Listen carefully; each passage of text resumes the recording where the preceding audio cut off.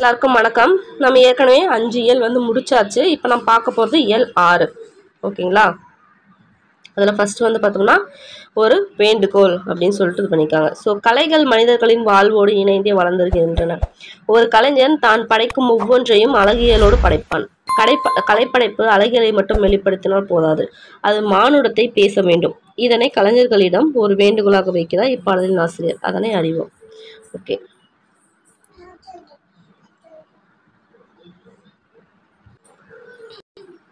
கலையுலக பிரம்மாக்களே, மண்ணின் வனப்புக்கு புதிய அலகுகள் சேர்ப்பவர்களே, ஒரு மானிடத்தின் வேண்டுகோள். நீங்கள் சிற்பிகளாக பாறை உடைப்பவனின் சிலை வடித்தால் வியர்வை நெடி வீசட்டும் அதில். வயல்வெளி உழவனின் உருவ வார்ப்பினில் ஈரமண் வாசம் இருக்க வேண்டும் அதில். ஓவியர்களாக தாய்மையின் பூரிப்பை சித்திரமாக்கினால் அவள் முகப்பொழிவில் வழிந்தெடுக்குமாறு இருக்கட்டும் கரிசன பாச உணர்வுகள். ஒரு சின்ன மழலை சித்திரமா பால் மனம் கமல வேண்டும் அதில் பழுங்கு மேனியில். ஆல்ப்ஸ் மலையை சிகரங்களா, அட்லாண்டிக் சமுத்திர அலைகளா, அமேசான் காடுகளா, பனிப்படர் பள்ளத்தாக்குகளா, தொங்கும் அதிசய தோட்டங்களா, இயற்கையின் பிரமிப்பு எதுவும் கலை வடிவு கொள்ளலாம். ஏதாயினும் இதை நினைவில் கொள்ளுங்கள், மானுட அடையாளம் ஒன்று இருக்க வேண்டும் அதில் கட்டாயம். மனிதன் இல்லாத இணையாத எந்த வனப்பும் வனப்பில்லை, அவன் கலவாத எதிலும் ஜீவ உயிர் பிள்ளை அப்படின்னு சொல்லிட்டு தேனரசன் வந்து எழுதுறாரு. ஓகேங்களா? அது என்ன சொல்ல வர்றாருன்னா, கலையுலக படைப்பாளர்களே, மண்ணின் அழகுக்கு அழகு சேர்ப்பவர்களே, உங்களுக்கு ஒரு மனித சமுதாயத்தின் ஒரு வேண்டுகோள். நீங்கள் பாறை உடைப்பவரின் சிலையை செதுக்கினால் அதில் வேர்வை நாற்றம் வீச வேண்டும். உழவரின் உருவ வார்ப்பாக இருந்தால் அதில் ஈரமண்ணின் மனம் வீச வேண்டும். தாயின் மகிழ்ச்சியான உருவத்தை ஓவியமாக வரைந்தால் அவரின் முகத்தில் அன்பும் பாசமும் நிறைந்திருக்க வேண்டும். சிறு குழந்தையின் சித்திரத்தை தீட்டினால் அதன் உடலில் பால் மனம் கமல வேண்டும்.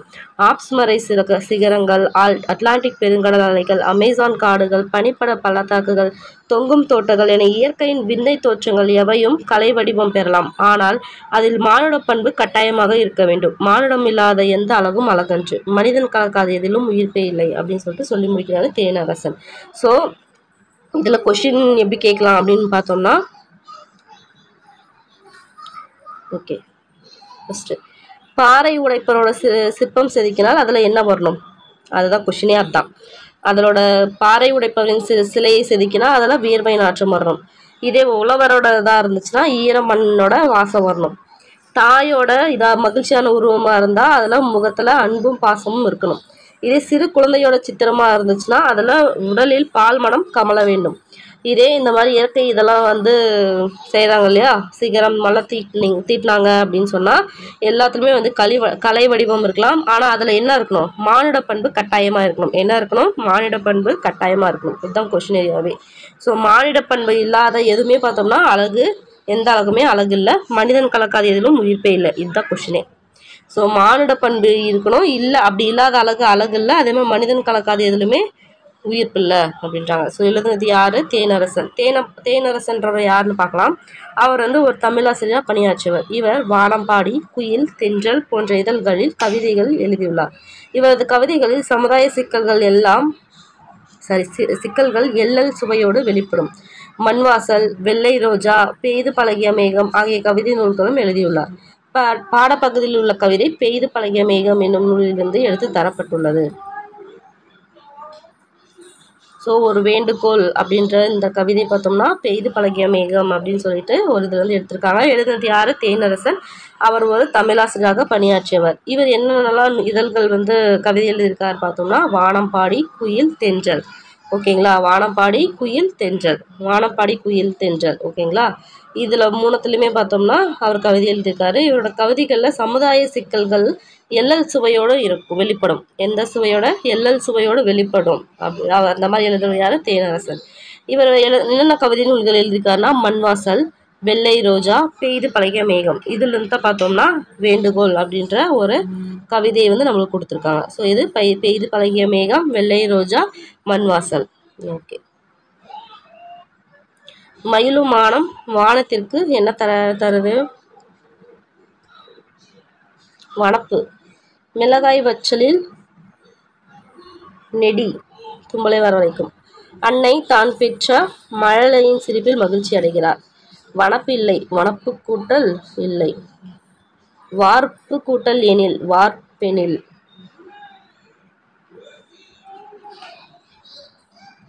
ஓகே. அடுத்து பார்த்தோம்னா ஒரு கவிதை பிழை. கீரைப்பாத்தியும் குதிரையும், அதாவது ஒரு இரட்டுற மொழிதல்ல ஒரு கதை. இரட்டுற மொழிதல்னா என்னன்னு தெரியும் இல்லையா? ரெண்டுமே ஒரு சமதம்லாம் ஒரு பொருள் எடுத்து அது ரெண்டுத்துக்குள்ள இருக்க ஒரு ஒற்றுமையை வந்து, அதாவது இரு பொருள் பட பாடுறது தான் வந்து இரட்டோர மொழிதல். அதுக்கு ஸ்லேடை அப்படின்னு சொல்லுவாங்க, நம்மளுக்கு நல்லாவே தெரியும். ஸோ அதுதான் சொல்லியிருக்காங்க. இரட்டோர மொழிதலுக்கு இன்னொரு பேர் என்ன? ஸ்லேடை. இது வந்து ஒரு முக்கியமான ஒரு கொஷின் ஏரியா. அந்த மாதிரி ஒரு பாடல் தான் பார்க்க போகிறோம். கட்டி அடிக்கையில் கால் மாறி பாய்க்கையால் வெட்டி மறிக்கின்ற மேன்மையால் மொட்டை போய் மாற திரும்புகையால் வன்கீரை பாத்தியுடன் ஏற பரியாகுமே அப்படின்னு சொல்லிட்டு இருந்துறாங்க. ஸோ ரெட்டை இந்த மாதிரினாவே காலமேக புலவர் வந்துருவாங்க சில இடை பாடல்கள்னாவே, இரட்டை மொழிகள்னாவே. ஸோ இது எழுதுனது யாருன்னு பார்த்தோம்னா காலமேக புலவர். சொல்லும் ஃபர்ஸ்ட் பொருள் பார்க்கலாம். கீரை பாத்தில மண் கட்டிகளை அடித்து தூளாக்குவர், மண்ணை வெட்டி தடுத்து பாத்திகளாக்கி வைத்திருப்பர், வாய்க்காலில் மாறி மாறி நீர் பாய்ச்சுவர், நீர் கடைமடையின் இறுதி வரை சென்று மாற்றிவிட திரும்பும். ஸோ குதிரை என்ன பண்ணுது? வண்டிகளில் கட்டி அடித்து ஓட்டப்படும், கால் மாறி மாறி பாய்ந்து செல்லும், எதிரிகளை மறித்து தாக்கும், அதே மாதிரி போக வேண்டிய இடம் முழுவதும் சென்று மீண்டும் திரும்ப வரும். இக்காரணங்களால் கீரைப்பாத்தியும் ஏரி பயணம் செய்யும் குதிரையும் ஒன்றாக கருதப்படும் அப்படின்னு சொல்லிட்டு சொல்றாங்க. அவ்வளவுதான். வன்கீரைனா வளமான கீரை, பரினா குதிரை, முட்டை போய்னா முழுதாக சென்று, கால்னா வாய்க்கால் குதிரையின் கால், மறித்தல்னா தடுத்தல், அதாவது மண்ணை வெட்டி தடுத்து பாத்தி கட்டுதல், எதிரிகளை தடுத்து தாக்குதல், ரெண்டுமே வரும். ஓகேங்களா? அவ்வளோதான். நூல்வெளி பார்க்கலாம். காலமேக புலவர் நம்ம மேலே பார்த்தோம் எழுதுனது. அதை அவருடைய இயற்பெயர் என்னன்னு பார்த்தோம்னா வரதன். மேகம் மழை பொழிவது போல கவிதைகளை விரைந்து பாடியதால் இவர் காலமேக புலவர் என்று அழைக்கப்பட்டார். ஸோ மேகம் எப்படி மழையை பொழியுதோ அந்த மாதிரி ஏதாவது ஒரு இதை சொல்லி நீ கவிதைகள் பாடணும், அழகாக பாடுவாங்க சீக்கிரமா. அதனால தான் அவர் காலமேக புலவர் அப்படின்னு சொல்கிறாங்க. இவர் எழுதின நூல்கள்லாம் பார்த்தோம்னா திருவானைக்கை உலா, சரஸ்வதி மாலை, பரம்பிரம்ம விளக்கம், சித்திரமடல், இதெல்லாமே இவர் எழுதினாரு. இவரோட தனிப்பாடல்கள் தனிப்பாடல் திரட்டு என்னும் நூலில் இடம்பெற்றுள்ளன. அதிலிருந்து தான் ஒரு பாடல் இங்கு கொடுக்கப்பட்டுள்ளது அப்படின்றாங்க. ஓகே, என்னென்ன இவர் எழுதின நூலில் என்னென்னு பார்த்தோம்னா திருவானைக்கா உலா, சரஸ்வதி மாலை, பரம்பிரம்ம விளக்கம், சித்திரமடல். திருவானைக்கா உலா, சரஸ்வதி மாலை, பரம்பிரம்ம விளக்கம், சித்திரமடல். ஓகே.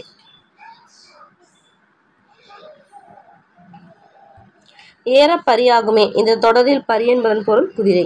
பொருந்தாத ஓசை உடைய சொல்.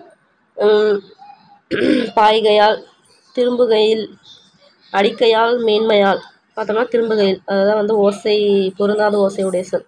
வன்கீரை எப்படி பிரிக்கலாம்? வன்மை கூட்டல் கீரை. கட்டி அடித்தல், கட்டி அடித்தல். அடுத்து பேசும் ஓவியங்கள் பார்க்கலாம். ஆயக்கலைகள் எத்தனை நமக்கு நல்லாவே தெரியுமா? 64. அதில் ஒன்று தான் ஓவியக்கலை. ஸோ ஆயக்கலைகள் 64, அதில் ஒன்று ஓவியக்கலை. காண்போரின் கண்ணையும் கருத்தையும் கவர்ந்திழுக்கும் ஆற்றல் ஓவியத்துக்கு உண்டு. ஒரு கருத்தை பேச்சாலும் எழுத்தாலும் வெளிப்படுத்துவதை காட்டிலும் ஒரு ஓவியத்தால் மிக நுட்பமாக புரிய வைத்திட முடியும். அதனால் தான் ஓவியத்தை நுண்கலைகளுள் முதன்மையான ஒன்றாக கருதுகின்றன. இது ஒரு கொஸ்டின் ஏரியா. நுண்கலைகளுள் முதன்மையான ஒன்றாக வைத்து கருதுவது எது பார்த்தோம்னா ஓவியம். நுண்கலைகள் முதன்மையாக வைத்து போற்றப்படுவது எது? ஓவியம். அதை பற்றினா பார்க்க போகிறோம். ஒரு விடுமுறை நாளன்று கண்ணனும் மணியும் அரசு பொருட்காட்சி கூடத்திற்கு செல்கின்றன. ஒவ்வொரு அரங்காக கண்டுகளித்தவரை சென்று இறுதியில் ஓவிய கூடத்தை அடைகின்றன. ஓகே, அங்கே போகிறாங்க. ஓவியங்களை தொடாமல் பார்க்குமாறு கேட்டுக்கொள்கிறோம். ஓவியங்களுக்கு கீழே உள்ள பொத்தானை அழுத்தினால் ஓவியங்கள் உங்களுடன் பேசும். ஓகே. அடுத்து கண்ணன். மணி இங்கு குகை போன்ற வடிவமைக்கப்பட்ட பாதையில் அழகான ஓவியங்கள் வரையப்பட்டுள்ளன. இந்த பொத்தானை அழுத்து குகை ஓவியம் பேசுவதை கேட்போம் அப்படின்னு சொல்லிட்டு அந்த பட்டன் வந்து அழுத்துறாங்க. அது என்ன சொல்லுதுன்னா, நான் தான் குகை ஓவியம் பேசுகிறேன். பழங்கால மனிதர்கள் குகைகளில் தான் வாழ்ந்து வந்தனர். அங்குதான் அவர்கள் முதலில் ஓவியங்களை வரைய தொடங்கினர். செய்திகளை மற்றவர்களுக்கு தெரிவிப்பதற்காக எங்களை வரைந்தனர். வேட்டைக்கு செல்லுதல், நடனமாடுதல், போர் செய்தல் போன்ற காட்சிகள் வரையப்பட்டன. நாங்கள் பெரும்பாலும் கோட்டோவியமாக இருப்போம்.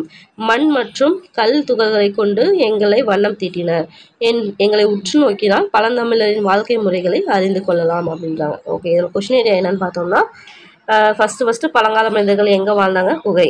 அடுத்து பார்த்தோம்னா அவர்கள் முதலில் ஓவியங்களை எங்கே வரைய ஆரம்பித்தாங்க? குகையில் இருக்க அந்த கல்லில் தான் வரைய ஆரம்பித்தாங்க. அடுத்து செய்திகளை மற்ற தெரிவிப்பதற்காகத்தான் அதை அவங்க வந்து வரைஞ்சாங்க அப்படின்றது. ஓகே, வேறு என்னென்னலாம் அவங்க வரைஞ்சாங்க? வேட்டைக்கு செல்லுதல், நடனம் ஆடுதல், நடனமாடுதல், போர் செய்தல் இந்த காட்சி. அடுத்து பார்த்தோம்னா இது ரொம்ப முக்கியமான ஒரு பாயிண்ட். நான் சொன்னது எல்லாமே பாயிண்ட் தான், அதில் முக்கியமானது அந்த குகை ஓவியம் என்ன மாதிரியாக இருந்துச்சுன்னு பார்த்தோம்னா கோட்டோவியமாக தான் இருந்துச்சு. கோட்டோவியம்னா அது கோடு போடுறது மட்டும் தான், அதில் வந்து ரொம்ப பெருசாக இதாக இருக்காது. இந்த கோடு போடுறது அப்படி இப்படி, ஏன்னா கல்லில் அந்த அளவுக்கு பெருசாக இதாக பண்ண முடியாது இல்லையா. ஸோ அதனால தான் அது ஃபுல்லாகவே கோட்டோவியமாகவே இருந்துச்சு. அதான் கோட்டோவியம்னாங்க. ஸோ கலர் பண்ணுறதுக்கு என்னென்ன யூஸ் பண்ணாங்கன்னா மண், கல்துகள், இது 2 தான் யூஸ் பண்ணாங்க. என்னது மண், கல்துகள் கொண்டு இவங்க வண்ணம் தீட்டினர். ஓகேங்களா. அது மட்டும் இல்லாமல் இந்த குகை ஓவியங்கள் பார்த்தோம்னா எதை அறிஞ்சு கொள்ளலாம் அதை பார்த்தோம் அப்படின்னு பார்த்தோம்னா பழந்தமிழரோட வாழ்க்கை முறைகளை அறிஞ்சு கொள்ளலாம். ஸோ கோட்டோவியம், மண் மற்றும் கல், பழந்தமிழரோட வாழ்க்கை முறைகள். ஓகே. அடுத்து பார்த்தோம்னா இதோ இங்குள்ள சுவர் ஓவியத்தின் பொத்தானை அழுத்துன்றாங்க, அதை அழுத்துறாங்க. சுவர் ஓவியம் முன்ன பார்த்து குகை ஓவியம், இப்போ பார்க்கறது சுவர் ஓவியம். மனிதர்கள் வீடு கட்டி வாழ தொடங்கிய காலம் முதல் சுவர் ஓவியங்களாகிய எங்களை வரைந்து வருகின்றனர். அரண்மனைகள், மண்டபங்கள், கோவில்கள் போன்றவற்றில் சுவர்களில் மேற்கூரைகளிலும் எங்களை காண முடியும். சித்தன்னவாசல் என்னும் ஊரில் எங்களை பார்த்திருப்பீர்கள். எங்களை எவ்வாறு வரைந்தனர் தெரியுமா? முதலில் ஆற்று மணலுடன் சுண்ணாம்பை சேர்த்து சுவரை சமன்படுத்துவர். சுவர் ஈரப்பதமாக இருக்கும் போதே எங்களை வரைவர். சுவர் உலர்ந்த பிறகு எங்களை வரைவதும் உண்டு. தஞ்சை பெரிய கோயிலில் சுவர் ஓவியங்களாக எங்களை ஏராளமாக காண முடியும். கருவறை சுற்றுச்சுவரிலும் மண்டபங்களிலும் சுவர்களிலும் நாங்கள் அழகாக காட்சியளிக்கிறோம். நாயன்மார்களில் ஒருவரான சுந்தரின் வாழ்க்கை நினைவுகளாக நாங்கள் வரையப்பட்டிருக்கிறோம் அப்படின்னு சொல்லிட்டு சொல்கிறாங்க. ஓகே, என்னென்னு பார்க்கலாம். ஸோ சுவர் ஓவியம் வந்து எப்படி பார்த்தோம்னா மனிதன் வந்து வீடு கட்டி வாழ தொடங்கினதுமே சுவர் ஓவியம் வரைய ஆரம்பிச்சிட்டாங்கன்றாங்க. ஸோ இது வேறு எங்கெல்லாம் பார்க்கலான்னா அரண்மனை, மண்டபம், கோயில் இதெல்லாம் பார்க்கலாம் அப்படின்னு, அது மேற்கூரையில் கூட இருக்கும் அப்படின்றாங்க. ஸோ இது மேக்ஸிமம் எங்கே பார்க்கலான்னா சித்தன்னவாசல் அப்படின்ற ஊரில் பார்க்கலான்றது ரொம்ப முக்கியமான ஒரு பாயிண்ட். என்ன ஊர்? சித்தன்னவாசல். ஸோ இது எப்படி அவங்க வந்து செஞ்சாங்க அப்படின்னு பார்த்தோம்னா முதல்ல ஆற்று மணலோட சுண்ணாம்பை சேர்த்து சுவரை வந்து சமன்படுத்துவாங்க. இது ஆற்று மணலோட சுண்ணாம்பை சேர்த்து சமன்படுத்தி அது ஈரமாக இருக்கும் போதே வரைய ஆரம்பிப்பாங்க, இல்லைன்னா காஞ்சப்புறம் கூட வரைவாங்கன்றாங்க. ஸோ இதெல்லாம் எங்கெல்லாம் பார்க்கலாம்னு பார்த்தோம்னா தஞ்சை பெரிய கோவிலில் அந்த இதில் வந்து பார்க்க முடியும் அப்படின்றாங்க. கருவறை சுற்றுச்சுவரிலும் மண்டபத்தோட சுவரிலும் நாங்கள் அழகாக இருக்கோம் அப்படின்றாங்க. ஸோ இது யார் நினைவாக வரைஞ்சாங்க அப்படின்னு பார்த்தோம்னா நாயன்மார்களில் ஒருத்தரான சுந்தரோட வாழ்க்கை நினைவாக வரைஞ்சிருக்காங்க. ஓகேங்களா. நாயன்மாரில் இருக்க சுந்தரோட நினைவாக. அடுத்து பார்த்தோம்னா துணி ஓவியம் ஒன்று வந்து பார்க்குறாங்க. ஸோ அது பார்த்தோம்னா அந்த பட்டனை வந்து ப்ரெஸ் பண்ணுறாங்க. துணிகளில் ஓவியங்களை வரையும் முறை பழங்காலம் முதலே வழக்கத்தில் இருந்துள்ளது. ஓவியம் வரைய பயன்படும் துணியை எழினி, திரைச்சீலை, கிளி, படாம் அப்படின்ற பெயரில் அழைப்பர். ரொம்ப முக்கியம். என்னென்னு சொல்லிட்டு கூப்பிடுவாங்க.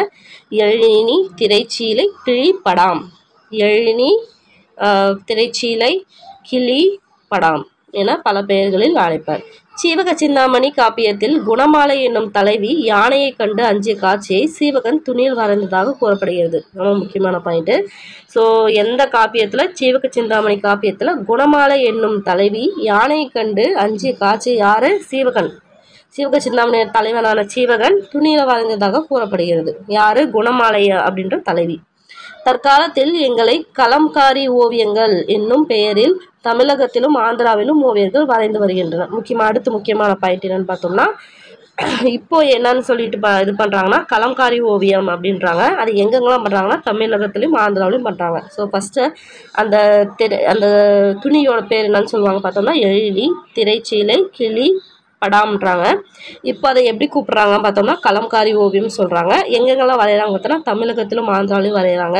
ஸோ அதுக்கடுத்து பார்த்தோம்னா சீவக சிந்தாமணியில் பார்த்தோம்னா சீவகன் குணமாலை வந்து யானையை பார்த்து அஞ்சு அந்த காட்சியை பார்த்தோம்னா துணியில் வந்து வரைஞ்சாங்க அப்படின்னு சொல்லிட்டு சொல்கிறாங்கன்றாங்க. அடுத்து பார்த்தோம்னா ஒரு பாக்ஸ் கொஷின். புனையா ஓவியங்கள் பற்றி நம்ம இலக்கியங்கள் கூறும் செய்திகள் என்ன அப்படின்னு பார்க்கலாம். புனையா ஓவியம் கடுப்பு புனைவில் அப்படின்னு சொன்னது யார் பார்த்தாலும் நெடுநாள் வாடை. அது புனையா ஓவியம் புறம்பொந்தன்னு சொன்னது மணிமேகலை. ரொம்ப முக்கியமான ஒரு கோட்ஸ் இது. ரெண்டுமே புனையா ஓவியம் தான் வரும். ஸோ கன்ஃபியூஸ் பண்ணக்கூடாது. புனையா ஓவியம் கடுப்பு புனைவேல் அப்படின்னது நெடுநாள் வாடை.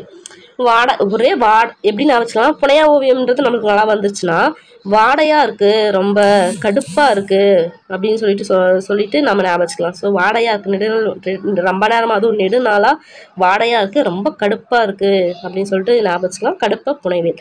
புனையா ஓவியம் புறம் போந்தன்ன அப்படின்னு சொல்லிட்டு மணிமேகலை வந்து என்ன சொல்கிறாங்கன்னா புறம் வெளியே போ அப்படின்னு சொல்லிட்டு சொல்கிறாங்க அப்படின்னு சொல்லிட்டு ஞாபகம். ஸோ ஜஸ்ட்டு ஞாபகம் புறம் போந்தன்ன அப்படின்னு சொல்லிட்டு சொல்கிறாங்க.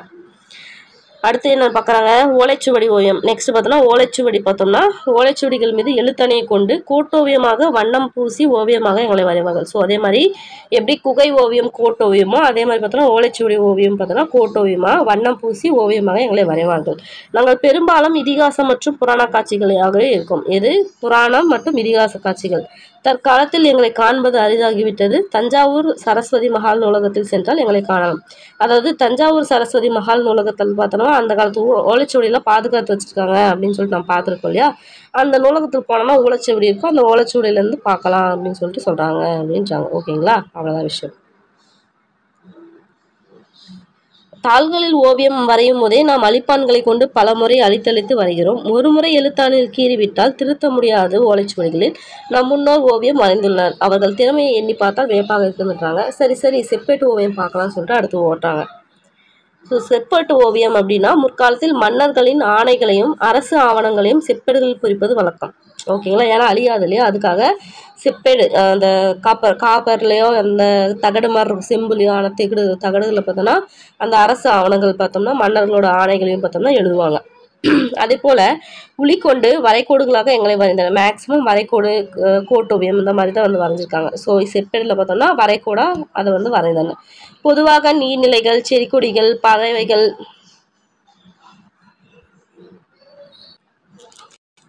பொதுவாக பார்த்தோம்னா நீர்நிலைகள், செடி கொடைகள், பறவைகள், விலங்குகள், குறியீடுகள் அப்படின்றது தான் பார்த்தோம்னா இந்த செப்பேட்டு ஓவியத்தில் இருக்கும். அடுத்து ஓகே, ஒரு தெரிந்து கொள்வோம் பாக்ஸ் போகலாம். ஓவிய மண்டபத்தில் பல வகை ஓவியங்கள் வரையப்பட்டிருக்கின்றன. ஓவியங்கள் குறித்து அறிந்தோர் அறியாதவர்களுக்கு விளக்கம் கூறினர் என்ற செய்தி பரிபாடலில் இடம்பெற்றுள்ளன. இன்ன பல எழுத்து நிலை மண்டபம் துண்ணுணர் சுட்டவும் சுட்டு அறிவுறுத்தவும் அப்படின்னு சொல்லிட்டு இது வந்து ஒரு பரிபாடல். ஸோ இது வந்து இப்படி கொஸ்டினாகவும் கேட்கலாம், இல்லை அந்த லைன் கொடுத்தது எங்கே வந்திருக்கு அப்படின்னு சொல்லிட்டு கேட்கலாம். அதாவது ஓவிய மண்டபத்தில் பல வகையான ஓவியங்கள் இருந்துச்சு. அந்த ஓவியங்களை குறித்து அறிஞ்சவங்க அறியாதவங்க கிட்ட வந்து சொல்கிறத எதில் சொல்லியிருக்காங்க, பரிபாடல் அப்படின்ற ஒரு இதில் வந்து சொல்லியிருக்காங்க. ஸோ அது என்ன லைனில் கொடுத்துருக்காங்க அப்படின்னு பார்த்தோம்னா இன்ன பல எழுத்து நிலை மண்டபம். அதாவது இது வந்து ஒரு பல எழுத்து நிலை மண்டபம். அதில் துண்ணுணர் சுட்டவும் சுட்டு அறிவுறுத்தம்னா சொல்கிறதுன்னு அர்த்தம். அது வந்து சொல்லியிருக்காங்க அப்படின்னு சொல்லிட்டு சொல்கிறாங்க. ஓகேங்களா,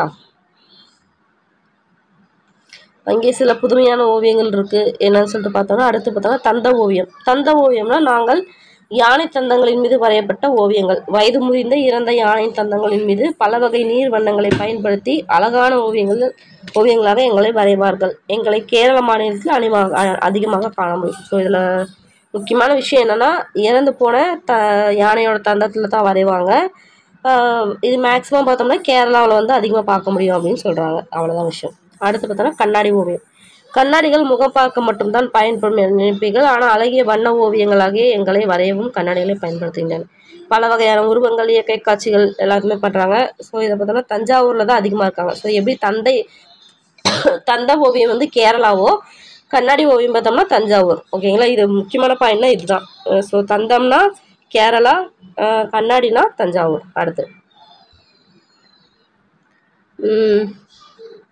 அடுத்து தாள் ஓவியம். தற்காலத்தில் பரவலாக பயன்பாட்டில் இருப்பவர்கள் நாங்களே. கோட்டோவியங்கள், வண்ண ஓவியங்கள், நவீன ஓவியங்கள் என பல வகையான வடிவங்களில் நாங்கள் காணப்படுகின்றோம். கரிக்கோல், நீர் வண்ணம், நெக்ஸ்ட்டு எண்ணெய் வண்ணம் ஆகியவற்றை பயன்படுத்தி எங்களை வரைகின்றனர். இது நம்மளுக்கு நல்லாவே தெரியும். ஸோ ஒன்றும் பெருசாக எதுவும் கிடையாது.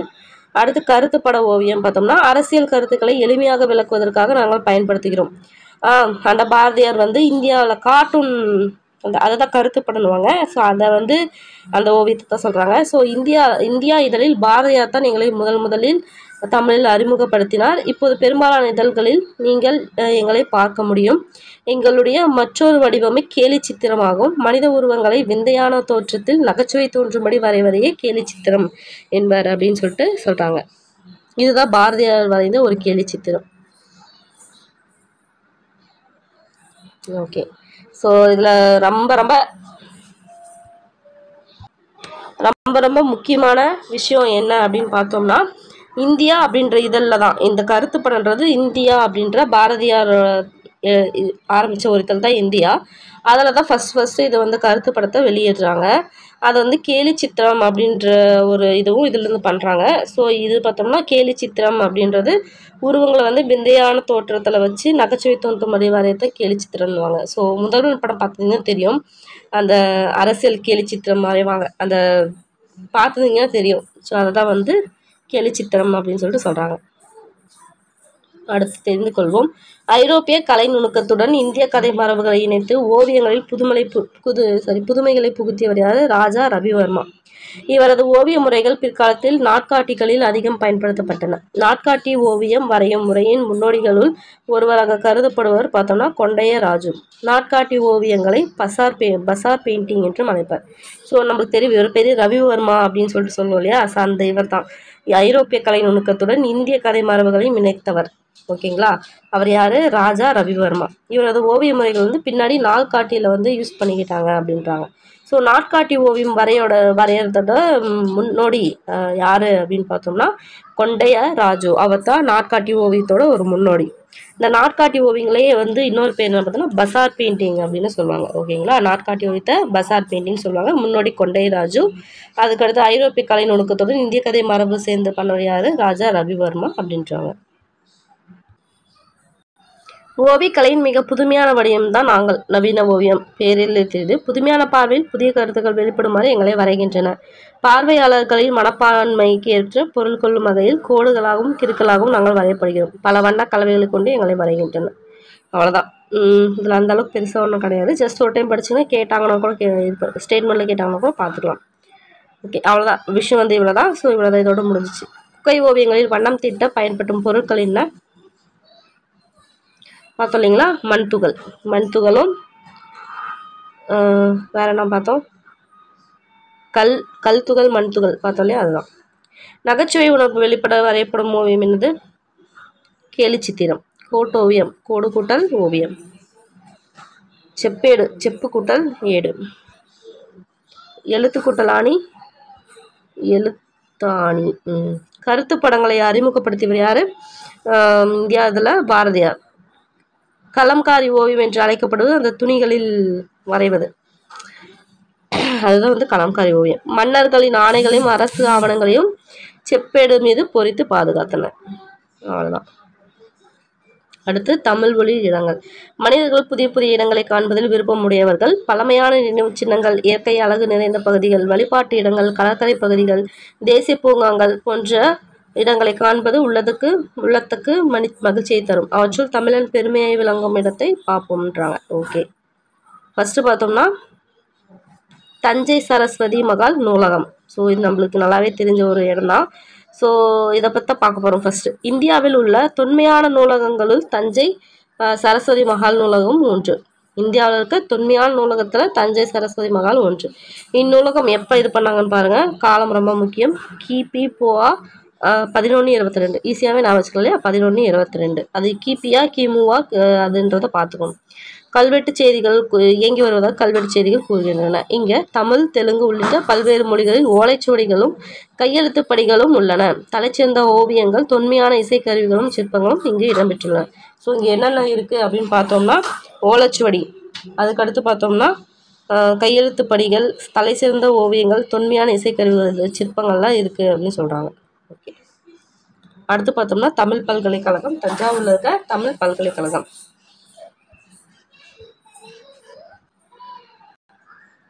அடுத்து பார்த்தோம்னா தமிழ் பல்கலைக்கழக தஞ்சாவூர். செம்மொழி ஆகிய தமிழுக்கு ஒரு பல்கலைக்கழகம் அமைய வேண்டும் என்ற எண்ணத்தின் அடிப்படையில் தமிழக அரசால் 1981ஆம் ஆண்டில் தோற்றுவிக்கப்பட்டதான் இந்த தமிழ் பல்கலைக்கழகம். இது நீங்கள் அப்படியே மேலேருந்து பார்த்தோம்னா தமிழ்நாடு அப்படின்ற மாதிரி வரும். பார்த்தீங்கன்னா தெரியும், தமிழ்நாடு அப்படின்ற மாதிரி வரும். அதான் இதில் இருக்க ஒரு ஸ்பெஷாலிட்டி. இது வந்து தஞ்சாவூரில் 1000 ஏக்கர் நிலப்பரப்பில் அமைக்கப்பட்டுள்ளது. எத்தனை ஏக்கர்? 1000 ஏக்கர். வானத்திலிருந்து பார்த்தால் தமிழ்நாடு என தெரியும் வகையில் இதன் கட்டிடம் அமைப்பு உள்ளது. இந்திய நாகரிகத்தின் பண்பாட்டு கூறுகள் அனைத்தையும் விரிவாக ஆழமாகவும் ஆராய வேண்டும் என்பது இப்பல்கலைக்கழகத்தின் நோக்கம். இங்கு கலைப்புலம், சுவடிப்புலம், வளத்தமிழ் புலம், மொழிப்புலம், அறிவியல் புலம் ஆகிய 5 புலங்களும் 25 துறைகளும் உள்ளன. முக்கியமான பாயிண்ட். எத்தனை புலம்? 5 புலம், 25 துறை. ஓகேங்களா? 25 துறை, 5 புலம். இப்பல்கலைக்கழகம் தமிழ் மொழி ஆய்வுகள் செய்வது மட்டுமின்றி சித்த மருத்துவ முறை மூலம் பொதுமக்களுக்கு பயனுள்ள வகையில் மருத்துவ தொண்டு செய்து வருகிறது. இந்திய ஆட்சிப்பணி பயிற்சியாளர்களுக்கு தமிழ் மொழி பயிற்சியை இப்பல்கலைக்கழகமே வழங்குகிறது. இங்கு மிகப்பெரிய நூலகம் ஒன்று அமைந்துள்ளது. உலகின் பல்வேறு நாடுகளை சேர்ந்த ஏராளமான மாணவர்கள் இங்கு கல்வி கற்று வருகின்றனர் அப்படின்றாங்க. ஓகேங்களா?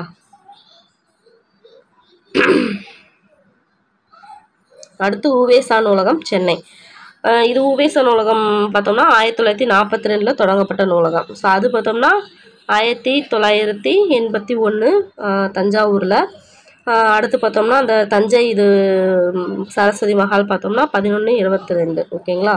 அப்படியே ஒவ்வொன்றா படிக்க போதும் அப்படி ஞாபகம் வச்சுக்கணும். இது 1942 தொடங்கியிருக்காங்க. எங்கே இருக்குது? சென்னையில். இதில் தமிழ், தெலுங்கு, வடமொழி உள்ளிட்ட பல்வேறு மொழி நூல்கள் உள்ளன. இங்கே மொத்தம் எத்தனை சுவடிகள் இருக்குது? 2128 ஓலைச்சுவடிகளும் 41 தமிழ் நூல்களும் உள்ளன. ஓகேங்களா? 21, 28, 29, 41. ஸோ ஞாபகம் வச்சுக்கோங்க. 2128, 2941. ஓகேங்களா? தமிழ் நூல்களும் உள்ளன. அடுத்து கீழ் திசை நூலகம். இதுவும் சென்னையில் தான் இருக்குது. இது எப்போன்னு பார்த்தோம்னா 1869 ஆண்டு. இந்த ஆண்டு ஞாபகம் இருக்கா? காந்தியோட பிறந்த வருஷம் 2/10/1869. ஸோ இப்படி ஞாபகம் வச்சுன்னா மறக்காது. ஓகேங்களா? கீழ் திசை நூலகம். இங்கு தமிழ், தெலுங்கு, கன்னடம், மராத்தி உள்ளிட்ட பல்வேறு மொழிகளின் ஓலைச்சுவடிகள் உள்ளன. கணிதம், வானியல், மருத்துவம், வரலாறு உள்ளிட்ட பல்வேறு துறை நூல்களும் இடம்பெற்றுள்ளன. இது தற்போது அண்ணா நூற்றாண்டு நூலகத்தின் 7ஆம் தளத்தில் இயங்கி வருகிறது. இப்போ இது எங்கே இருக்குது? அண்ணா நூற்றாண்டு நூலகம் இருக்கு இல்லையா? அதோட 7ஆம் தளத்தில் தான் இந்த கீழ் திசை நூலகம் இப்போ இயங்கிட்டு வருது அப்படின்னு சொல்லிட்டு சொல்கிறாங்க. அடுத்து கன்னிமாரா நூலகம். இது எங்கே இருக்குது? சென்னையில் தான். இது எப்போ? 1896. அப்படியே 69 திருப்பி போட்டால் 96. இதில் தொடங்கப்பட்டதான் கன்னிமாரா நூலகம். தமிழ்நாட்டில் மைய நூலகம் இதுதான். ஸோ தமிழ்நாட்டின் மைய நூலகம் இது கன்னிமாரா நூலகம். ஸோ தமிழ்நாட்டின் மைய நூலகம் அப்படின்னு கேட்டாங்கன்னா கன்னிமாரா நூலகம். இது இந்திய நாட்டின் களஞ்சிய நூல்களில் ஒன்றாகவும் விளங்குகிறது. ஸோ களஞ்சிய நூல்களில் ஒன்றாக விளங்குவதோ இதுதான். இந்நூலகத்தில் 6 லட்சத்துக்கும் மேற்பட்ட நூல்கள் உள்ளன. இந்தியாவில் வெளியிடப்படும் புத்தகங்கள், நாளிதழ்கள், பருவதழ்கள் ஆகியவற்றின் ஒரு படிப்பிரதி இங்கு பாதுகாக்கப்படுகிறது. இந்நூலகத்தின் 3ஆம் தளத்தில் மறைமலையடிகள் நூலகமும் செயல்பட்டு வருகிறது. ஸோ இதில் நம்ம நோட் பண்ண வேண்டியது என்னன்னா அதோட டைம்லைன் 1896. அதுக்கடுத்து பார்த்தோம்னா தமிழ்நாட்டோட மைய நூலகம் இதுதான். அதே மாதிரி களஞ்சிய நூலகங்களில் ஒன்றாகவும் இருக்குது. அந்த மாதிரி பார்த்தோம்னா 6 லட்சத்துக்கு மேற்பட்ட நூல்கள் இருக்குது. அதே மாதிரி பார்த்தோம்னா மறைமலையடிகள் நூலகம் அப்படின்னு சொல்லிட்டு எத்தனாவது தளம்? 3ஆவது தளத்தில் இருக்குது. அடுத்து வள்ளுவர் கோட்டம் சென்னை. திருவள்ளுவரின் புகழை உலகறிய செய்யும் வகையில் சென்னை கோடம்பாக்கத்தில் வள்ளுவர் கோட்டம் என்னும் கலைக்கூடம் அமைக்கப்பட்டுள்ளது. இதன் கட்டுமான பணிகள் எப்போ ஸ்டார்ட் பண்ணியிருக்காங்க? 1973 தொடங்கி 1976 முடிச்சிருக்காங்க. இது திருவாரூர் தேர் போன்ற வடிவில் அமைக்கப்பட்டு அதனை 2 யானைகள் இழுத்து செல்வது போன்ற கருங்கற்களால் உருவாக்கப்பட்டுள்ளது. இதன் அடிப்பகுதி 25 அடி நீளமும் 25 அடி அகலமும் உடையது. தேரின் மொத்த உயரம் 128 அடி. 2 பக்கங்களிலும் பக்கத்திற்கு 4 சக்கரங்கள் தனிக்கற்களால் அமைக்கப்பட்டுள்ளன. கடைக்கோடி 2 சக்கரங்கள் பெரியனவாகவும் நடுவில் 2 பார்த்தோம்னா சிறியனவாகவும் உள்ளன. தேரின் மையத்தில் உள்ள எண்கோண வடிவ கருவறையில் திருவள்ளுவரின் சிலை கவினுற அமைக்கப்பட்டுள்ளது. வள்ளுவர் கோட்டத்தில் நிகழ்ச்சிகள் நடத்துவதற்கான அரங்கம் ஒன்றும் உள்ளது. வள்ளுவர் கோட்டத்தில் 1330 குறட்பாக்களும் செதுக்கப்பட்டுள்ளன. அறத்துப்பால் கருநீர பளிங்கு கல்லிலும், பொருட்பால் வெண்ணிற பளிங்கு கற்களிலும், இன்பத்துப்பால் செந்நிற பளிங்கு கற்களிலும் அழகாக பொறிக்கப்பட்டுள்ளன. மேலும் திருக்குறளின் கருத்துக்களை விளக்கும் ஓவியங்களும் வரையப்பட்டுள்ளன. ஸோ இதில் இருக்கிற ஒவ்வொரு லைனுமே ஒரு இன்ஃபர்மேஷன் தான். ஸோ திருவள்ளுவரோட புகழை உலகறிய செய்ய வகையில் சென்னை கோடம்பாக்கத்தில் வள்ளுவர் கோட்டம் அப்படின்னு ஒரு கலைக்கூடம் இருக்குது. எங்கே இருக்குது? சென்னை கோடம்பாக்கத்தில் இருக்குது. இதோட கட்டுமான பணி பார்த்தோம்னா 1973 ஸ்டார்ட் பண்ணி 76 முடிச்சிருக்காங்க. 3 வருஷம் நடந்திருக்கு. ஸோ இது பார்த்தோம்னா ஒரு திருவாரூர் தேர் ஸ்டைலில் செஞ்சுருக்காங்க. இதில் பார்த்தோம்னா 2 யானைங்க இழுத்துட்டு போகிற மாதிரி அந்த இது இருக்குது. ஓகேங்களா? இதுதான் அந்த யானை நினைக்கிறதா. அந்த யானைங்க இவ்வளோ பெருசு இழுத்துட்டு போதான். சைஸ் குட்டியாக இருக்குது. சரி, ஏதோ ஒன்று அந்த மாதிரி உருவாக்கியிருக்காங்க. அதோட அடிப்பகுதி பார்த்தோம்னா 25 நீளமும் 25 அடி அகலமும் இருக்குது அப்படின்றாங்க. ஸோ ரெண்டுமே 25 அடி இதுதான். 25 அடி நீளம், அகலம் பார்த்தோம்னா 25 அடி அகலம் அப்படின்னு சொல்லிட்டு சொல்கிறாங்க. தேரின் மொத்த உயரம் பார்த்தோம்னா அடுப்பகுதி சொல்கிறாங்க. ஸோ மொத்த உயரம் பார்த்தோம்னா 128 அடி. ஸோ கீழே அடிப்பகுதி பார்த்தோம்னா 25 அடி நீளம், 25 அடி அகலம், மொத்த உயரம் 128 அடி. 2 பக்கத்தில் 4 சக்கரம் இருக்குன்றாங்க. இந்த பக்கம் 4, அந்த பக்கம் பார்த்தோம்னா 4 இருக்கும். அதில் அந்த கடைசி ஃபஸ்ட்டு அந்த கடைசி பார்த்தோம்னா பெருசாகவும், நடுவில் 2 பார்த்தோம்னா சின்னதாகவும் இருக்குது அப்படின்றாங்க. அதுக்கப்புறம் பார்த்தோம்னா தேரின் மையத்தில் உள்ள எண்கோண வடிவ இதுதான் நினைக்கிறேன். இந்த எண்கோண வடிவ கருவறையில் பார்த்தோம்னா திருவள்ளுவரோட சிலை கவிஞர் அமைக்கப்பட்டுள்ளதுன்றாங்க. அதே மாதிரி அரங்கமும் இருக்குது, நிகழ்ச்சி நடத்துறதுக்கு அரங்கமும் இருக்குன்றாங்க. 1330 குரட்பாக்களும் இதில் செதுக்கியிருக்காங்கன்றாங்க. ஸோ அது எப்படி செதுக்கியிருக்காங்கன்னா, அறத்துப்பால் பார்த்தோம்னா கருப்பு நிற பளிங்கற்கள்லையும், பொருட்பால் வெள்ளையிலையும், அதை பார்த்தோம்னா வெள்ளை இந்த சுழி வச்சு கண்டுபிடிச்சிக்கலாம், அந்த ஞாபகம் வச்சுக்கலாம். அதுக்கு அடுத்து பார்த்தோம்னா இன்பத்துப்பால் செந்நிற பளிங்கற்கள்லையும் அழகாக பொடிச்சிருக்காங்கன்றாங்க. அது மாதிரி அது திருக்குறளின் கருத்தை விளக்கும் ஓவியங்களும் இருக்குன்றாங்க. அடுத்து திருவள்ளுவர் சிலை கன்னியாகுமரியில் ஒன்று இருக்குது. ஸோ இந்தியாவின் தெற்கு எல்லையாகிய கன்னியாகுமரியில் திருவள்ளுவரின் சிலை தமிழக அரசால் நிறுவப்பட்டுள்ளது. விவேகானந்தர் பாறைக்கு அருகில் கடல் நடுவே நீர்மட்டத்திலிருந்து 30 அடி உயர பாறை மீது இச்சிலை அமைக்கப்பட்டுள்ளது. 1990ஆம் ஆண்டு இப்பணி தொடங்கியது. பொதுமக்கள் பார்வைக்காக 2000ஆம் ஆண்டு சனவரி திங்கள் முதல் நாள் திறந்து வைக்கப்பட்டுள்ளது. பாறையின் சிலையில் உயரம் பார்த்தோம்னா 133 அடி. இது திருக்குறளின் மொத்த அதிகாரங்களை குறிக்கிறது. அறத்துப்பாலின் அதிகாரங்களை உணர்த்துவது போல பீடம் 38 அடி உயரம் கொண்டதாக அமைக்கப்பட்டுள்ளது. பொருட்பால் இன்பத்துப்பால் ஆகியவற்றின் மொத்த அதிகாரங்களையும் குறிக்கும் வகையில் 95 அடி உயரம் உடையதாக அமைக்கப்பட்டுள்ளது. பீடத்தின் உட்புறத்தில் மண்டபம் ஒன்று அமைந்துள்ளது. மண்டபத்தில் உட்சுவரில் அதிகாரத்திற்கு ஒரு குறள் வீதம் 133 குறட்பாக்கள் தமிழிலும் ஆங்கிலத்திலும் செதுக்கப்பட்டுள்ளன. திருவள்ளுவர் சிலை அமைப்பதற்கு 3 டன் முதல் 8 டன் வரை எடையுள்ள 3681 கருங்கற்கள் பயன்படுத்தப்பட்டுள்ளன. திருவள்ளுவர் சிலை மொத்தம் 7000 டன் எடை கொண்டது. திருவள்ளுவர் சிலைக்கு செல்வதற்கு படகு வசதி செய்யப்பட்டுள்ளது. உள்நாட்டிலிருந்தும் வெளிநாட்டிலிருந்தும் ஏராளமான சுற்றுலா பயணிகள் இங்கு நாள்தோறும் வந்து செல்கின்றனர். தமிழின் பெருமை மிகு அடையாளமாக இச்சிலை உயர்ந்து நிற்கிறது. ஸோ என்னன்னு பார்த்தோம்னா, ஃபஸ்ட்டு திருவள்ளுவர் சிலை பார்த்தோம்னா எங்கே இருக்குன்னு பார்த்தோம்னா கன்னியாகுமரியில் இருக்குது. அதே மாதிரி கன்னியாகுமரின்றது பார்த்தோம்னா இந்தியாவோட தெற்கு எல்லை நம்மளுக்கு நல்லாவே தெரியும். ஸோ விவேகானந்தர் பாறை அப்படின்னு இருக்கு இல்லையா, அதுக்கு பக்கத்தில் தான் இருக்குது. கடல் மட்டத்திலிருந்து 30 அடி, எத்தனை அடி, 30 அடி உயர பாறையில் இந்த சிலை வந்து அமைஞ்சிருக்கு. எப்போ ஸ்டார்ட் பண்ணுறாங்க கட்டுறதுக்கு, 1900 ஸ்டார்ட் பண்ணி 2000 முடிக்கிறாங்க. எப்போனா ஜனவரி திங்கள் முதல் நாள் 1/1/2000 ஓப்பன் பண்ணுறாங்க. அதுக்கடுத்து பார்த்தோம்னா அந்த சிலையோட உயரம் 133 அடி அப்படின்னு இருக்கு. எப்படின்னு பார்த்தோம்னா மொத்த அதிகாரத்தில் அறத்துப்பாலை குறிக்கிற விதமாக அந்த பீடம் வந்து 38 அடியிலையும், அதுக்கப்புறம் சிலை பார்த்தோம்னா மீதி 95, அதாவது பொருட்பால் பார்த்தோம்னா பொருட்பால் வந்து 25 அடி வருமா, எது இன்பத்துப்பால் வந்து 25 அதிகாரம் வரும். அதுக்கடுத்து பார்த்தோம்னா பொருட்பால் பார்த்தோம்னா 70 வரும். ஸோ 2 இது பண்ணும்போது 95 வரும். அத்தனை அடி பார்த்தோம்னா உயரமுடையதாகவும் அமைஞ்சிருக்கு அப்படின்னு சொல்லிட்டு சொல்கிறாங்க. அதுக்கடுத்து பீடத்தின் உள் பக்கத்தில் ஒரு மண்டபம் இருக்குது. அதில் ஒவ்வொரு அதிகாரத்தில் ஒவ்வொரு குறள் எடுத்து ஆங்கிலத்தில் மொத்தம் 133 குறள் ஆங்கிலத்திலையும் தமிழிலையும் அமைச்சிருக்காங்க, செதுக்கியிருக்காங்க அப்படின்றாங்க. ஸோ அந்த திருவள்ளுவர் சிலையை அமைப்பதற்கு பார்த்தோம்னா 3லிருந்து 8 டன் வரைக்கும், 3லிருந்து 8 டன் வரைக்கும் கல் யூஸ் பண்ணியிருக்காங்க. அது என்ன கல்னா கருங்கல். மொத்தமாக பார்த்தோம்னா 3681 கற்கள் வந்து கருங்கற்கள் வந்து யூஸ் பண்ணியிருக்காங்க. எவ்வளவு? 3681. திருவள்ளுவர் சிலைக்கு செல்வதற்கு படகு வசதி இருக்குது. ஓகே, இதெல்லாம் முக்கியம் கிடையாது, முடிஞ்சு போச்சு, அவ்வளோதான். இதுதான் வந்து விஷயமே. நெக்ஸ்ட்டு உலகத்தமிழ் சங்கம் மதுரை மாநகரின் தல்லாக்குளம் பகுதியில் காந்தி அருங்காட்சியகம் அருகில் உலகத்தமிழ் சங்கம் நிறுவப்பட்டுள்ளது. இது சுமார் 87,000 சதுர அடி பரப்பளவில் மனதை கவரும் வகையில் கட்டப்பட்டுள்ளது. எப்போ ஸ்டார்ட் பண்ணியிருக்காங்கன்னா 1981. இதே மாதிரி 1981 வந்து ஒன்று கட்டினாங்கன்னு சொல்லிட்டு பார்த்தோம். எது பார்த்தோம்?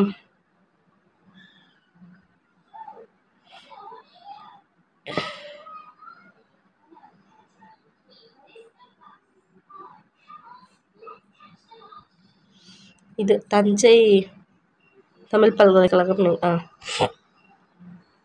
தமிழ் பல்கலைக்கழகம் தஞ்சாவூரில் கட்டினாங்க இல்லையா, அதுவும் பார்த்தோன்னா 1981 1881 தான் கட்டினாங்க. அதுவும் கட்டியிருக்காங்க. மதுரையில் நடைபெற்ற உலகத்தமிழ் மாநாட்டில் மதுரையின் உலகத்தமிழ் சங்கம் நிறுவப்படும் என்றும் அறிவிக்கப்பட்டது. அதன்படி இக்கட்டடமும் கட்டப்பட்டு 2016ஆம் ஆண்டு திறந்து வைக்கப்பட்டது. இதனுள் பன்னாட்டு அளவிலான கருத்தரங்கு கூடங்கள், ஆய்வரங்கங்கள், நூலகம், பார்வையாளர் அரங்கம் ஆகியன கவினூர் அமைக்கப்பட்டுள்ளது. வெளிப்புற சுற்றுச்சுவர்களில் 1330 குரட்பாக்கள் இடம்பெற்றுள்ளன. உலக தமிழ் சங்கத்தின் மற்றொரு அமைப்பான சங்கத்தமிழ் காட்சிக்கூடம் தனி கட்டடங்களில் இயங்கி வருகிறது. தருமிக்கு பாண்டிய மன்னன் பொற்கிளி வழங்கிய திருவிளையாடல் புராணக்காட்சி இதன் நுழைவாயில் புடைப்புச் சிற்பமாக செதுக்கப்பட்டுள்ளது. இங்குள்ள காட்சிக்கூடத்தில் வள்ளல்கள், புலவர்கள் ஆகியோரின் வாழ்க்கை நிகழ்வுகளை ஓவியங்களாகவும் சிற்பங்களாகவும் உள்ளன. தொல்காப்பியர், ஔவையார், கபிலர் ஆகியோரின் முழு உருவ வெண்கல சிலைகள் நிறுவப்பட்டு உள்ளது. மேலும் இதன் சுற்றுச்சுவர்களில் சங்க இலக்கிய காட்சிகள் வண்ண ஓவியங்களாக வரையப்பட்டுள்ளன. 3ஆம் தமிழ் சங்கம் அமைத்த மதுரையில் உலக தமிழ் சங்க கட்டடமும் சங்கத்தமிழ் காட்சிக்கூடமும் தமிழின் பெருமை பறைசாற்றி நிற்கின்றன. ஓகே, இதில் கொஸ்டின் ஏரியா என்னென்னலாம் பார்க்கலாம். ஃபஸ்ட்டு பார்த்தோன்னா உலகத்தமிழ் சங்கம் எங்கே நடந்துச்சு? மதுரையில் வந்து நடந்துச்சு. ஸோ இதை பார்த்தோம்னா மதுரை மாநகரம் தல்லாக்குளம் பகுதியில் இருக்க காந்தி அருங்காட்சியகம், இது வந்து ஒரு கொஸ்டின் பாயிண்ட். ஸோ காந்தி அருங்காட்சியகம் எங்கே இருக்குன்னு பார்த்தோம்னா மதுரை மாநகரில் தல்லாக்குளம் அப்படின்ற இடத்துல வந்து இருக்குது. இது பார்த்தோம்னா கிட்டத்தட்ட 87,000 சதுர அடி இதில் வந்து பரப்பல செஞ்சுருக்காங்க. ஸோ இது எப்போ இது பண்ணியிருக்காங்க பார்த்தோம்னா 1981 அந்த ஆண்டு நடந்த மதுரையில் நடைபெற்ற உலகத்தமிழ் மாநாட்டில் மதுரையில் உலகத்தமிழ் சங்கம் நிறுவப்படும் அப்படின்னு சொல்லிட்டு அறிவிச்சிருக்காங்க. அதன்படி பார்த்தோம்னா கட்டி 2016 வந்து ஓப்பன் பண்ணியிருக்காங்க. இதில் பார்த்தோம்னா பன்னாட்டு அளவிலான கருத்தரங்க கூடம் இதெல்லாம் இருக்குது. ஓகே, அதே மாதிரி குரல் 1330 குரல் இருக்குது, அது ஓகே. நெக்ஸ்ட் பார்த்தோம்னா உலகத்தமிழ் சங்கத்தின் மற்றொரு அமைப்பான எது இருக்குன்னு பார்த்தோம்னா சங்கத்தமிழ் காட்சிக்கூடம் பார்த்தோம்னா தனி கட்டடமாகவே இருக்குது. அதாவது காட்சிக்கூடம் தனியாகவே இருக்குது. அந்த காட்சிக்கூடத்தில் என்னென்ன இருக்குன்னு பார்த்தோம்னா தருமிக்கு பாண்டிய மன்னன் வந்து பொற்கிளி கொடுத்தாரு இல்லையா, அந்த திருவிளையாடல் புராண காட்சி அது இருக்குது நுழைவாயில் என்ன இருக்குன்னு கேட்கலாம். ஸோ நுழைவாயில் இந்த புடைப்பு சிற்பம் இருக்குது. அடுத்து பார்த்தோம்னா வள்ளல் புலவர் அவங்களோட வாழ்க்கை நிகழ்வுகள் வந்து ஓவியங்களாகவும் சிற்பங்களாகவும் வச்சுருக்காங்க. அது மட்டும் இல்லாமல் யார் யாருக்கு வெண்கல சிலை இருக்குது அப்படின்றது வந்து முக்கியமான ஒரு பாயிண்ட். ஏன்னா கேட்டிருக்காங்க. தொல்காப்பியர், ஔவையார், கபிலர் இவங்க 3 பேருக்கும். யார் யாருக்கு?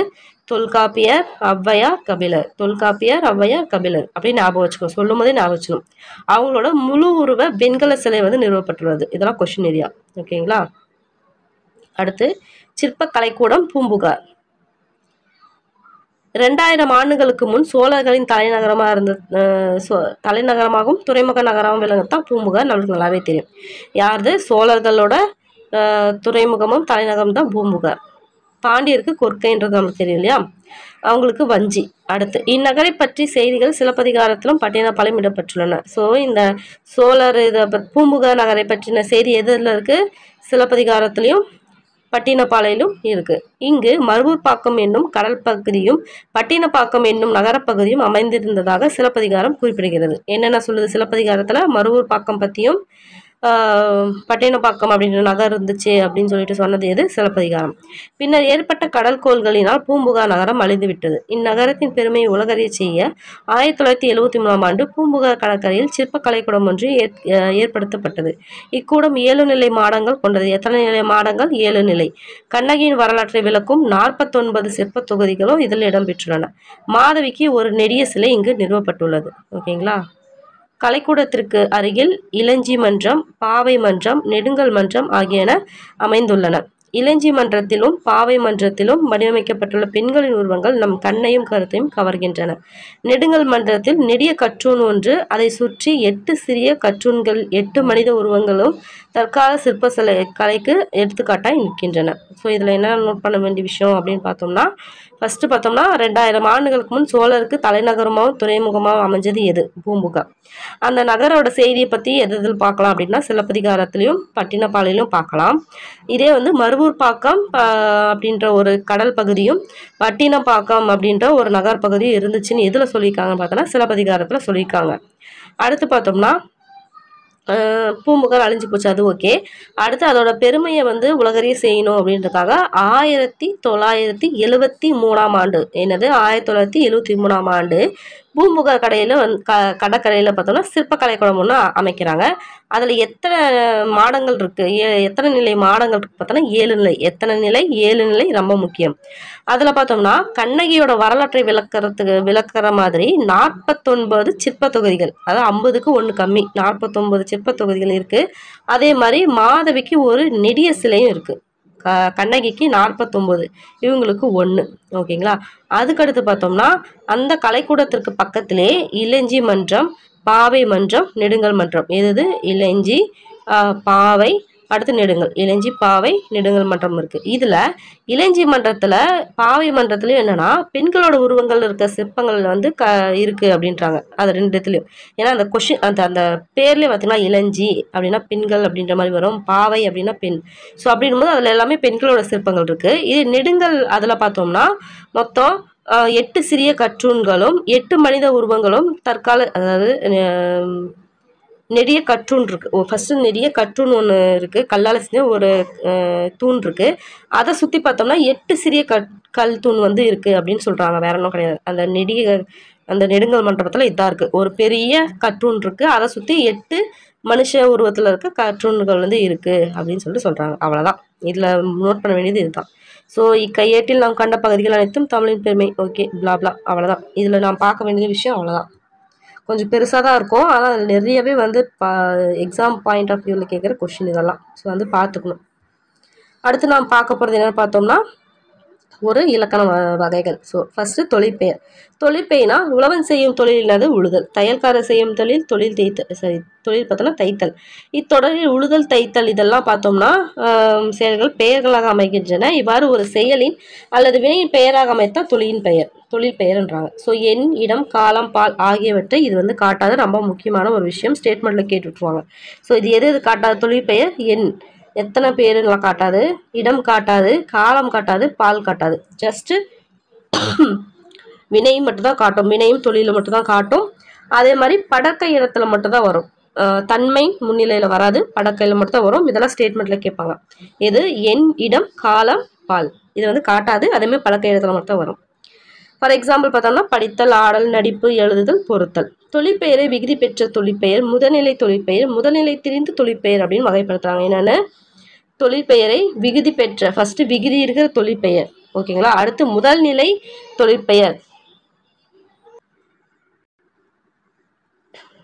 ஸோ அதில் பார்த்தோம்னா விகுதி பெற்ற தொழிற்பெயர் ஃபர்ஸ்ட் பார்க்கலாம். நடத்தல், உண்ணல், வாழ்வு, வாழ்க்கை ஆகிய பெயர்களை கவனிங்கள். இவற்றில் நட, உண், வாழ் அப்படின்றது தான் வினைப்பகுதி. அதில் வர தல், அல், ஊ, கை இது எல்லாமே பார்த்தோன்னா விகுதி. அதை தான் விகுதி பெற்ற தொழிற்பெயர்னுவாங்க. ஓகேங்களா. ஸோ இந்த மாதிரி வினைப்பகுதியுடன் தொழிற்பெயர் விகுதி சேர்ந்து வந்துச்சுன்னா அதுதான் விகுதி பெற்ற தொழிற்பெயர் ஆகும். ஸோ அதோட பேர்லேயே இருக்குது. நட, உண், வாழ்ன்றதான் வினை. அதுக்கு விகுதியா தல், அல், ஊ, கை இந்த மாதிரி வரதால அது விகுதி பெற்ற தொழிற்பெயர்ன்றாங்க. ஸோ அதில் விகுதியா என்னென்னலாம் வரலாம் அப்படின்னு சொல்லிட்டு ஒரு லிஸ்ட் கொடுக்குறாங்க. என்னன்னு பார்த்துக்கணும். தல், அல், அம், கை, ஐ, வை, கு, பூ, ஊ, தி, சி, வி, மை இது எல்லாம் வந்து விகுதியில் வந்துச்சுன்னா அதுதான் விகுதி பெற்ற தொழிற்பெயர்ன்றாங்க. ஸோ அதை ஒவ்வொன்றுக்கும் வந்து ஒரு எக்ஸாம்பிள் கொடுத்துருக்காங்க. தருதல் அப்படின்லாம் பார்த்தோன்னா தல், கூறல்ல அல், ஆட்டம் அம், விலை ஐ, வருகை கை, பார்வை வை, போக்குல கூ, நட்புல பூ, மறைவுல ஊ, மறதில தீ, உணர்ச்சில சி, கல்வில வி, செய்யாமல மை இந்த மாதிரி வந்து வருது அப்படின்னு சொல்லிட்டு எக்ஸாம்பிள் வந்து கொடுத்துருக்காங்க. அடுத்து பார்த்தோம்னா முதல்நிலை தொழிற்பெயர். வானில் இடித்தது, சோறு கொதித்தது. இதில் இடி, கொதி அப்படின்றத பார்த்தோம்னா இடித்தல், கொதித்தல் என்னும் சொற்களின் பகுதிகளாகும். ஓகேங்களா. இவ்வாறு ஏவல் ஒருமை வினையாக அமையும் வினை சொற்களின் பகுதியை முதல்நிலை என்பர். முதல்நிலை எவ்வகை மாற்றமும் பெறாமல் தொழிற்பெயராக அமைவது முதல்நிலை தொழிற்பெயர். செல்லமாக ஒரு அடி அடித்தான். ஓகே, உங்களுக்கு ஈஸியாகவே சொல்கிறேன். முதல்நிலை தொழிற்பெயர் தான் ஒன்றும் கிடையாது. இப்போ இடித்தது, வந்தது அப்படின்றத பார்த்தோன்னா விகுதியோட ஒரு இது வந்து வந்துருச்சு. அதுக்கு முன்னாடி அந்த இடித்தது அப்படின்றதோட பகுதி நம்ம பிரித்தோம்னா பகுதி அப்படின்றது என்ன வரும்னா இடிதான் வரும். எப்படி வரும்னா இடி கூட்டல் இத்து கூட்டல் அது அப்படின்னு சொல்லி பிரிப்போம். இதில் பகுதி எது? இடி. அந்த பகுதி பார்த்தோம்னா அதுக்கு முன்னாடி ஒன்று அப்படியே எக்ஸ்ட்ரா வரும். அதுதான் இப்போ இடியோட பகுதி என்னது? இடியா. இடி இடித்தது. அதே மாதிரி பார்த்தோம்னா சோறு கொதி வந்தது அப்படின்னு வந்துச்சா இதில் பார்த்தோம்னா கொதின்றது பார்த்தோம்னா அப்படியே எந்த ஒரு மாற்றமும் இல்லாமல் அப்படியே வினைச்சொல் வந்து அப்படியே வந்திருக்கு பார்த்தியா. அந்த மாதிரி வந்தாலுமே பார்த்தோம்னா முதல்நிலை அப்படின்னு சொல்லிட்டு சொல்கிறாங்க. ஓகேங்களா. மாற்றம் இல்லாமல் வந்தாலும் தொழிற்பெயராக வர்றது தொழிற்பெயர். அதே மாதிரி பார்த்தோம்னா முதல்நிலை தொழிற்பெயர். அதே மாதிரி இந்த மாதிரி பின்னாடி வர தொழிற்பெயரில் இருக்கிற பகுதி வந்து ஒரு டைம் இன்னொரு டைம் எக்ஸ்ட்ரா வந்தாலுமே அது வந்து முதல்நிலை தொழிற்பெயர் அப்படின்றாங்க. ஃபார் எக்ஸாம்பிள் செல்லமாக ஒரு அடி அடித்தான். அதே மாதிரி அறிஞர் அண்ணா தம் பேச்சால் புகழ் பெற்றார் அப்படின்றது வர்றது எல்லாமே பார்த்தோம்னா விகுதி பெறாமல் தன் பொருளை உணர்த்தது. ஸோ அப்படின்னும் போது பார்த்தோம்னா இந்த இடத்துல புகழ்ன்றது பார்த்தோம்னா வினையை வந்து குறிக்கும். ஓகேங்களா. பெயர் வந்து குறிக்காது. ஸோ அது வந்து பார்த்துக்கோங்க. அடுத்து பார்த்தோம்னா முதல்நிலை திரிந்த தொழிற்பெயர். ஸோ திரிந்தனாவே என்னது ஏதோ ஒரு விஷயத்தில் மாறி இருக்கு, அதை தான் கொடுத்துருக்காங்க. தமிழ் படிக்கும் பேரு பெற்றேன், உணவில் சூடு குறையவில்லை. இதில் பேரு சூடு அப்படின்ற சொல்லில் பார்த்தோம்னா பெரு சூடு அப்படின்றது தான் மாறி, அதில் இருக்க முதல்நிலை வந்து மாறி நீண்டு பேரு சூடு அப்படின்னு திரிஞ்சு தொழிற்பெயராக வந்திருக்கு. அதை தான் முதல்நிலை திரிந்த தொழிற்பெயர். அதாவது பார்த்தோம்னா வீடு அப்படின்றத விடுன்றதை பார்த்தோம்னா வீடுன்னு மாறும். அதே மாதிரி மின்னுன்றது மீனும், கொல்லுன்றது கோலும், உடன்படுன்றது உடன்பாடு. இந்த மாதிரி பார்த்தோம்னா முதல்நிலை பார்த்தோம்னா திரிஞ்சு வருது அப்படின்னா அது முதல்நிலை திரிந்த தொழிற்பெயர் அப்படின்னு சொல்லிட்டு சொல்கிறாங்க. அவ்வளோதான், முடிச்சாச்சு. பின்வருவற்றுள் விகுதி பெற்ற தொழிற்பெயர் எது அப்படின்னு பார்த்தோம்னா இதில் நோட் பண்ணிங்கன்னா பார்த்தா தெரியும். இதில் எழுது, பாடு, நடி இதெல்லாமே வந்து பார்த்தோம்னா ஒரு வேர்ச்சொல்லாகவே வந்துருச்சு அப்படின்னும் போது இதில் விகுதி எதுவுமே வரலை. ஸோ அப்படின்னும் போது இதில் படித்தல்ல படிக்கூட்டல் இத்துக்கூட்டல் அல் அப்படின்னு பிரிக்கலாம். ஸோ அப்படின்னும் போது அல்லுன்றது விகுதி, அதை தான் அப்போ விகுதி பெற்ற தொழிற்பெயர். இதுதான் ஆன்சர். அப்போ ஆன்சர் பார்த்தா படித்தல். பின்வருவற்றுள் முதல்நிலை திரிந்த தொழிற்பெயர் அப்படி எது அப்படின்னு பார்த்தோம்னா எழுதல் வர்றதுக்கு வாய்ப்பு இல்லை, இது வராது. எது பார்த்தோம்னா ஊர் வரும், அதான் முதல்நிலை திரிந்த தொழிற்பெயர். அடுத்து போகிறதுக்கு பார்க்கலாம். ஓட்டம். ஓட்டம் பார்த்தோம்னா விகுதி பெற்ற தொழிற்பெயர் வரும். பிடி பார்த்தோம்னா முதல்நிலை தொழிற்பெயர் வரும். சூடு பார்த்தோம்னா முதல்நிலை திரிந்த தொழிற்பெயர் வரும். ஓகே.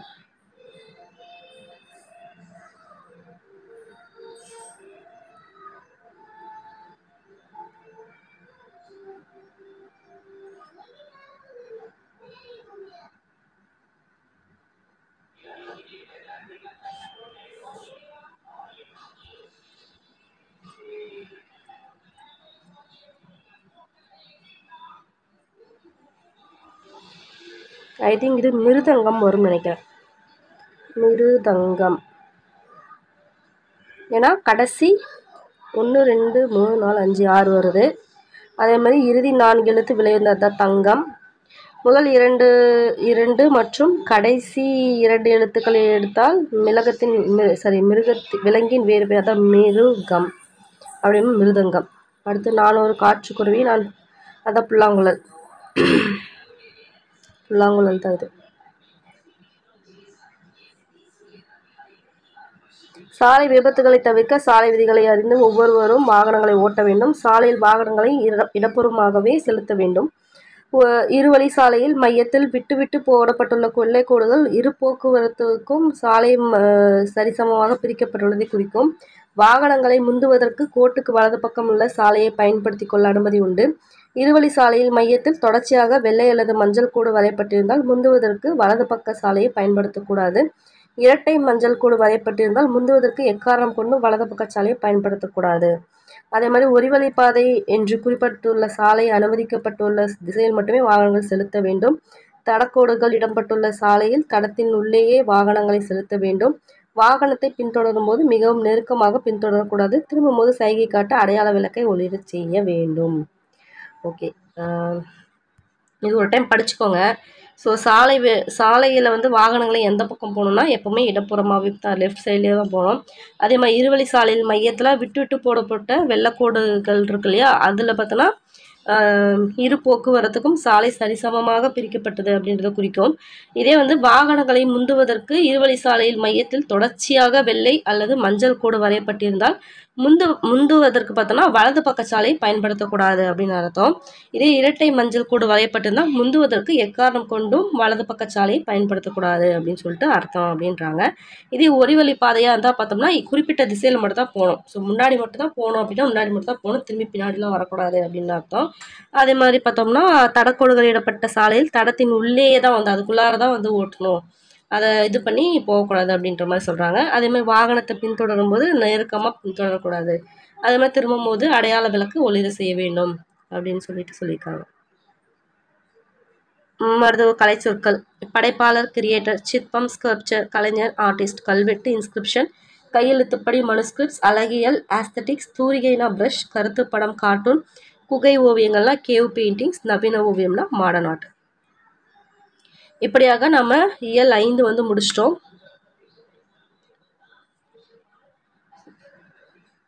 இல்லை, அதில் வந்து திருக்குறள் ஒன்று மிச்சம் இருக்கு, வாங்க அதையும் பார்த்துடலாங்களா?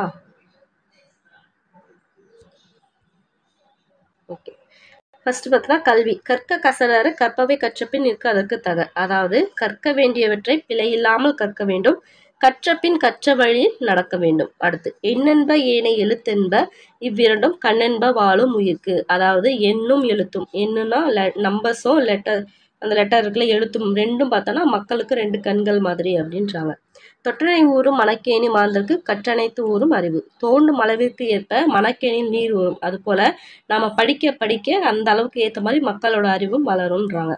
அடுத்து கேடில் விழுச்செல்வம் கல்வி ஒருவருக்கு மாடலும் மற்றையவை. அதாவது அழிவில்லாத சிறந்த செல்வம் வந்து கல்வி தான், ஒருவருக்கு அதை விட சிறந்த செல்வம் அப்படின்றது எதுவுமே இல்லை அப்படின்றாங்க. அடுத்து தெரிந்து செயல் வகை. செய்தக்க அல்லது செய்ய கெடும், செய்தக்க செய்யாமை யானும் கெடும்.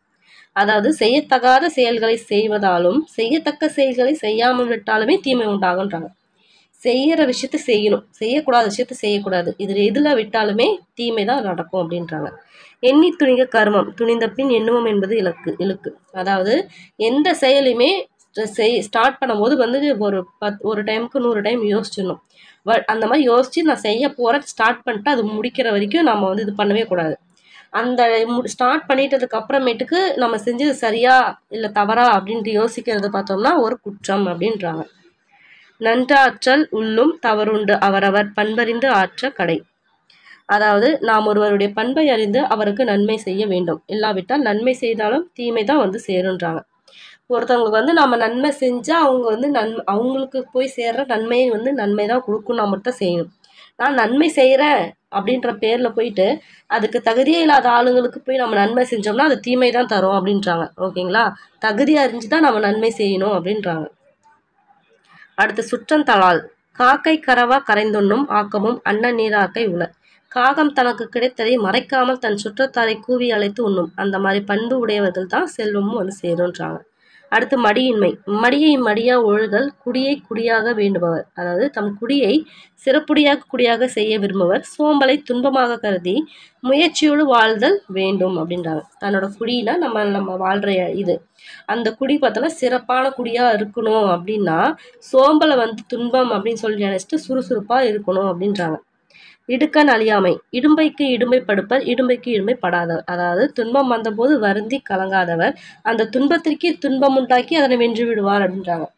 அதாவது இப்போ வந்து நான் டிஎன்பிஎஸ்சி ஃபெயில் ஆகிட்டேன் அப்படின்னு நினச்சிட்டு உட்காந்து ஃபீல் பண்ணிட்டு இருக்காம அடுத்து நான் வந்து இதெல்லாம் ஃபெயில் ஆகிட்டா என்ன நெக்ஸ்ட்டு நான் பிடிக்கிறேன் பாரு அப்படின்னு சொல்லிட்டு எழுந்து ஓடுறவங்களுக்கு அந்த துன்பமே பார்த்தோம்னா அந்த துன்பமே நம்மளை பார்த்து பயந்து நம்மளை வந்து வெற்றி கொடுத்துட்டு போயிடுறோம் அப்படின்னு சொல்லிட்டு சொல்கிறாங்க. ஓகேங்களா? அதனால் நீங்கள் என்ன பண்ணுங்கள், ஃபீல் பண்ணுற தூக்கி போட்டு படிக்க ஆரம்பிங்கன்ற.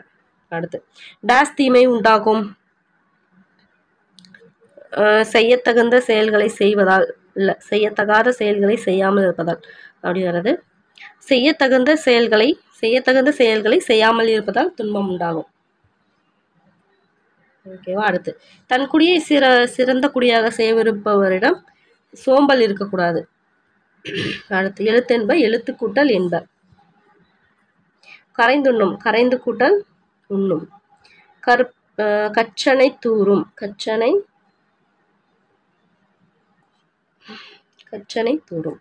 ஓகே. அடுத்து கற்கும் முறை பார்த்தோம்னா பிழை இல்லாமல் கற்கள் வேண்டும்.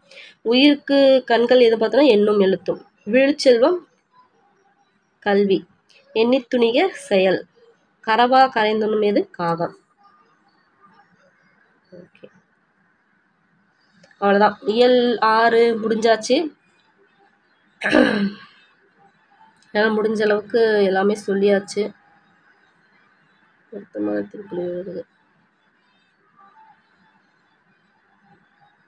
இதுதான் வந்து இந்த இது பார்த்தோம்னா தொட்டனை ஊரும் மணக்கேணி மாந்தருக்கு கற்றனைத்து ஊரும் அறிவு அந்த இதுக்கு. இது பார்த்தோம்னா எண்ணும் எழுத்தும் கண்ணன்ப அந்த இது அந்த திருக்குறள் வரும். அதுதான் எண்ணும் எழுத்தும் கண்ணன்ப எண்ணும் எழுத்து எங்கிறது எண்ணென்ப ஏன எழுத்தென்ப இவ்விரண்டும் கண்ணென்ப வாழும் உயிர்க்குள்ள அதுக்கு ஏற்ற மாதிரி வருது. அவ்வளோதான், முடிஞ்சாச்சு. அடுத்து பார்த்தோம்னா ஃபுல்லாக நாகரிகம் பற்றி பார்க்க போகிறோம் 7வது இயல்ல. நெக்ஸ்ட் 7வது இயல்ல நம்ம மீட் பண்ணலாம். பாய்.